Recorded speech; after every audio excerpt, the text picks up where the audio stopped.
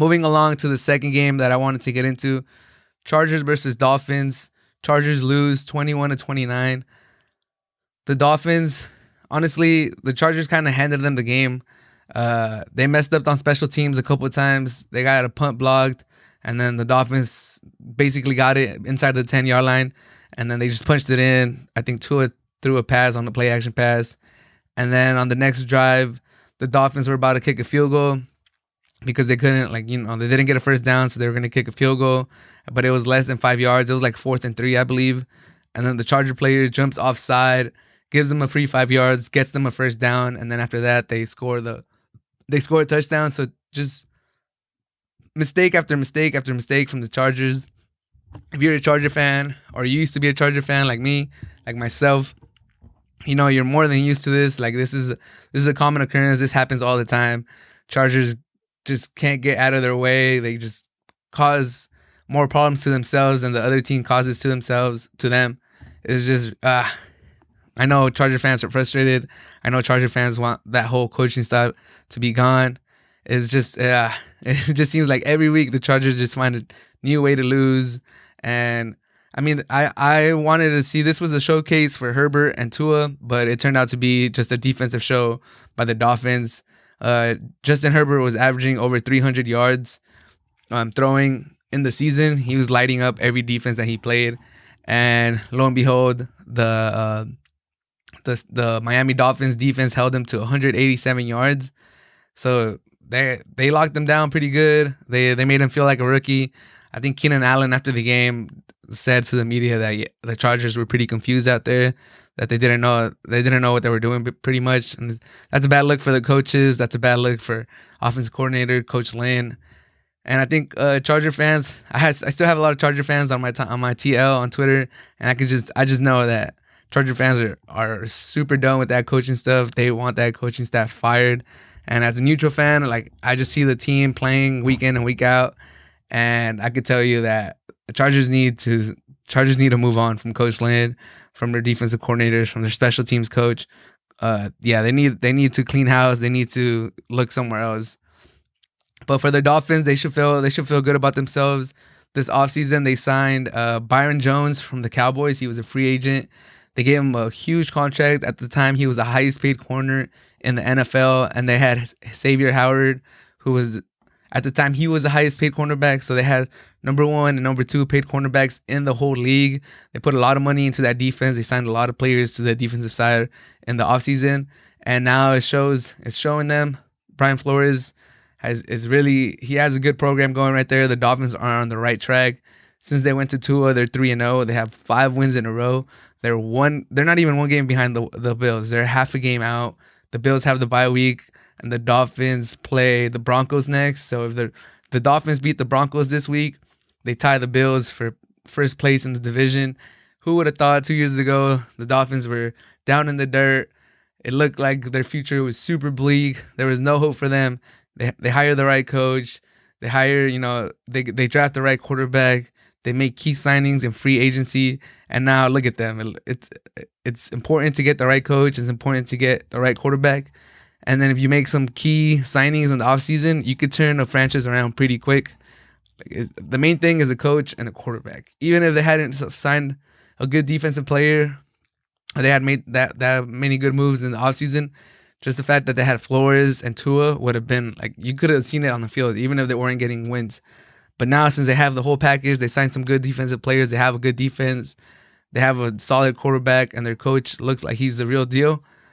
They put the fast burners on this rebuild, and now they look like a legit team. They can compete for the AFC East, and they could definitely compete for a playoff spot. I think they're going to be here for a long time. I'm happy to see that. Shout out to all the Dolphin fans that stayed through all these years. Tua and Brian Flores definitely have this thing going the right way. But the Dolphins have the Broncos, the Jets, and the Bengals. So they should be favored against all 3 of them. They should beat the Broncos. They should beat the Jets, and they should beat the Bengals. The Bengals one's going to be fun. It's going to be Tua versus Burrow, the two first quarterbacks drafted in this previous draft. So the Dolphins could really stack up these wins. They're already on a 5-game win streak, and if they beat these 3 teams, 8-game win streak, going into the tougher part of their calendar at the end. So the Dolphins have really positioned themselves to really make a playoff push in this last few weeks. And they play the Bills on week 17. So the division might come down to that last week of the NFL. Bills versus Dolphins week 17. I've been saying this since the last podcast. I think it's going to come down to week 17. So circle that in your calendar if you haven't already. Week 17, Miami Dolphins versus Buffalo Bills. That's going to be a great game. And as far as the Chargers, I mean, they need to fire their coaching staff. I keep reading and I keep hearing that the Spanos, the owner for the Chargers, loves Coach Lynn, and everybody says that he's a great person. And I mean, I don't doubt that. I don't doubt that he's a great person. I don't doubt that he's a good human being.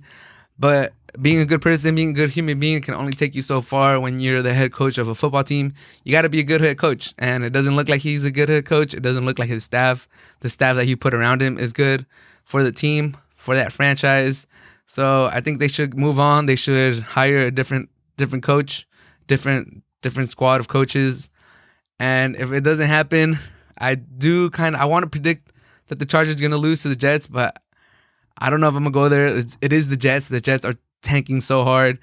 They want to get, that quarterback.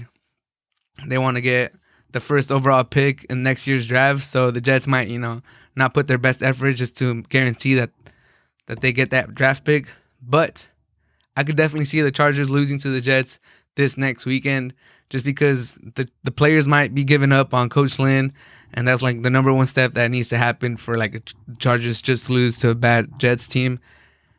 And history tells us that the Chargers, they'll give somebody a win. Like I think it was 2-3 years ago, maybe a little further out. The Browns were on their way to have an 0-16 season too, and the Chargers somehow were the only team that lost to the Browns that year, and the Browns ended up as a 1-15 team. And sometimes history repeats itself, and I could kind of see that. The Chargers do have a way better offense. They have a way better roster, but for some reason they can't get it together. And if people talk, players talk in that locker room, and if they're talking that, Coach Lynn is not the one that should be leading us, he should not be the head coach that's going to take us to, the promised land, then they might just throw this game against it, as bad as it sounds. And if they see that no change is happening, if they see that the owner is in love with that head coach and he's not going to get rid of him, losing to the Jets might just do it. If Coach Lynn survives the Chargers losing to the Jets, then I give up. I don't know what it's gonna take for Coach Lynn to get fired, but Chargers do have the Jets next. In theory, that should be a win on their schedule. They should go to 3-7, I believe, and they should get some confidence. But who knows? Like I said, if the players have given up on Coach Lynn, that might be the best way to get rid of him. Losing to the Jets, just throwing it out there. It's a possibility. It might happen. But yeah, Chargers lose to the Dolphins. They could have a bright future if they change their coaching staff. Herbert looks like the real deal, even though he struggled against the Dolphins' stingy defense. And the Dolphins look like they're playoff bound, look like they could steal the AFC East from the Bills. They're on a 5-game win streak. That defense is legit. Brian Flores, Tua, they definitely know what they're doing. They're gonna make a nice little push for the playoffs.